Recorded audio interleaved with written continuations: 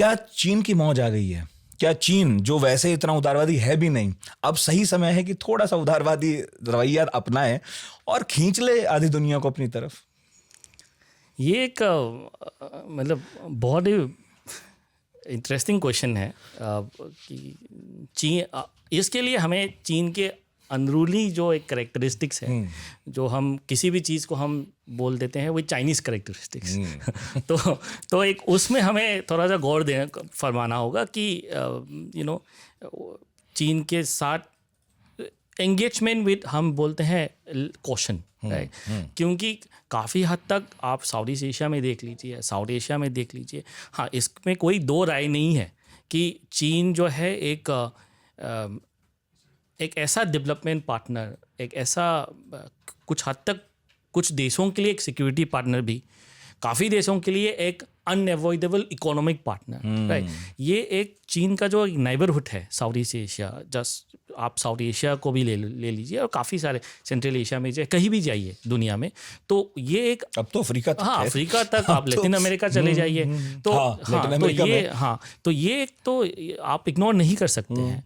मगर क्या जितने भी देश है, चीन जो है वो एक तो क्षमता की बात है, राइट? एक तो विलिंगनेस की बात है कि किस तरह से देशों को एक साथ जुड़े।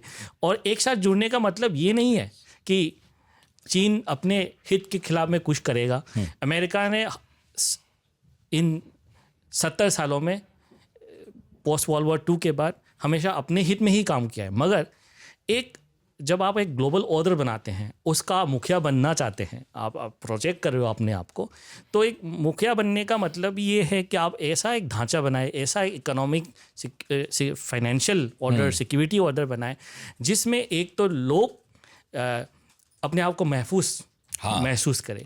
एक तो महफूज in the sense of both security and आर्थिक मामलों में भी, कि देखिए, चीन अगर आप मुखिया है तो आप हमेशा चाहेंगे कि आप न्यूमरो उनो पोजीशन में रहे, कोई भी आपको टॉपल ना करे। मगर आप एक गांव को चलाना चाहते हैं, एक जिले को चलाना चाहते हैं, आपको देखना पड़ेगा कि all the countries they are also benefiting from the system. China इसको कैसे बनाएगा? क्योंकि उन्होंने 3 चीज़ें बोली है: global development initiative, global cultural security initiative and global civilisational initiative, BRI वगैरह जो भी उसके अंदर आती है। BRI को लेके काफ़ी ज़्यादा चर्चाएं हुई है। काफ़ी सारे देश भी है यूरोप में जो BRI से काफ़ी नाखुश है। तो क्या ट्रम्प के रवैये की वजह से will those countries start re-looking at BRI? क्या चीन जो है, सबसे पहले क्या चीन जो है अपने रवैये को बदलेगा? ये मतलब वही, क्योंकि रवैया तो ऐसा है कि अभी SCO बैंक की स्थापना की बात हो रही है, उसमें ये कहा जा रहा है कि देखिए, मैंडेटरी नहीं है आपका जुड़ना, ऑप्शन है। तो ये एक मतलब कहा जाता है कि सबसे अच्छा रिश्ता वो होता है जिसमें बंधन महसूस ना हो। और चीन के साथ तो ये प्रॉब्लम है कि वो ऐसी क्षमा रही है कि परवाने को जला देती है। वो जो डेथ ट्रैप है श्रीलंका वाला और सब, तो अभी तक तो चीन ऐसे ही लगा है कि इसके साथ दोस्ती करो तो मुसीबत तो पक्की है। पाकिस्तान में अब देखिए, प्रोजेक्ट वो घोस्ट टाइप पड़ा है जैसा है, कि अब उसमें चीन कह रहा है कि पैसे दे दो, वो कह रहे हैं इसे पूरा बना दो। तो अभी तक तो चाइना की जो है छवि ऐसी ही रही है।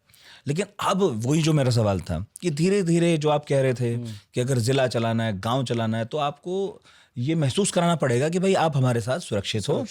आप ऐसा भी नहीं है कि हम जो कहेंगे वही करना पड़ेगा। आप अपने हिसाब से भी चीज़ें चला सकते हो।